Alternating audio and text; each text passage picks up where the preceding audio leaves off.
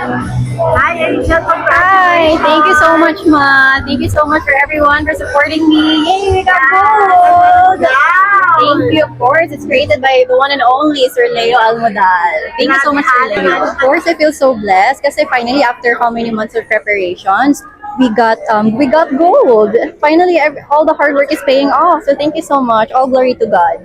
So it will be a fuel again for you to strive more. To keep the momentum going. Yeah, para hindi mamagsak ang iyong Opo, momentum. opo. How does it feel na marami ang umaasa for Angel?